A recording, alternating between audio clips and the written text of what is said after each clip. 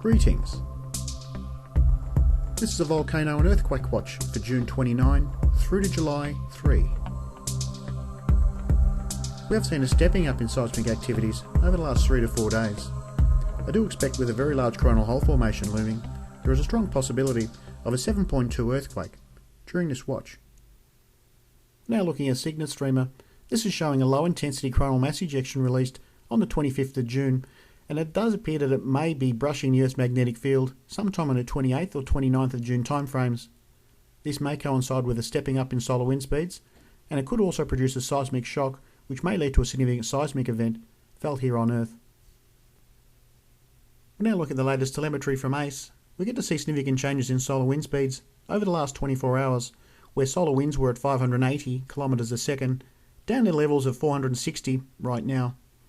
During this same time frame, density and temperature have significantly decreased. That's an indication that the coronal hole speed stream has rotated away from the Earth-facing position and its effects are starting to wane. I do believe that with these changes, solar wind speeds will continue to decline in the coming days, and that will produce conditions fairly ripe for a significant earthquake. The GOES X-ray flux monitor is showing minimal activities. This is mainly due to only having 5 numbered active regions on the solar disk at this present time. It is worth noting that we will be losing 3 of these regions over the next 24 hours or so as they turn the west limb. We're now looking at the Solar Terrestrial Activity Report via solar.info and focusing on the northern hemisphere, where we do see a fairly significant looking coronal hole formation that will be in the Earth-facing position in the coming days. I do feel there is a strong likelihood of 2 significant earthquakes embedded within this coronal hole, and that will be the main focus of my watch. We're now looking at the Kermadec XRT with solar monitor, and we get to see these coronal hole features as seen on this service. Now, the last coronal hole formation that has moved across the Earth-facing position and produced a fair amount of significant seismic events was fairly dark and deep, as we can see in this image.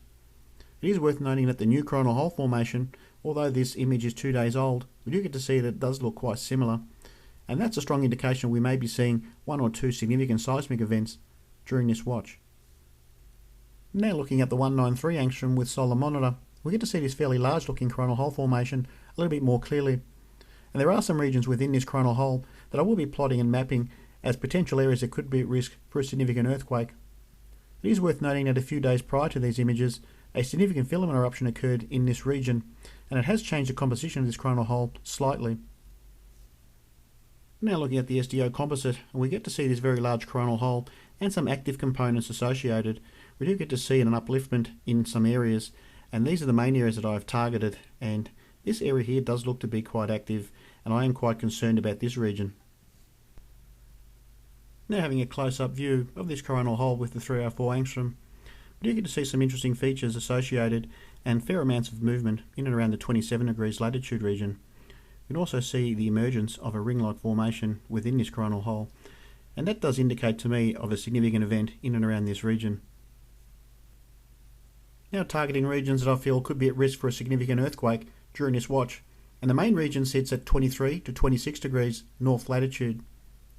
And the main region would be Taiwan, and on the opposite end of the Philippine Sea and plate boundary, the Volcano Islands. I do feel like there is a significant potential of an event in and around this region during this watch. My second area of concern is the region of India, and more specifically the region of Gujarat. The Gulf of California will be my third area of concern for this watch. And my final area of concern will be the region of Yunnan-China. Now looking at the outgoing long-wave radiation anomaly, this is showing parts of the globe that could be susceptible of some significant seismic events during this watch. Now this is a 5-day moving average, and we generally look for regions that are shaded in darkish green. Now the main area for this week is showing up in the region just east of Luzon-Philippines.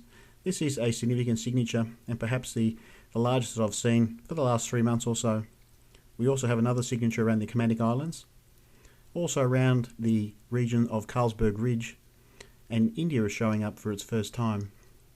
We also have some new regions that are starting to show, and that's around the New Madrid fault line, and that's a little bit of a concern. We also see a region around central Alaska which is starting to show, but the main region of focus would be the region of Luzon-Philippines.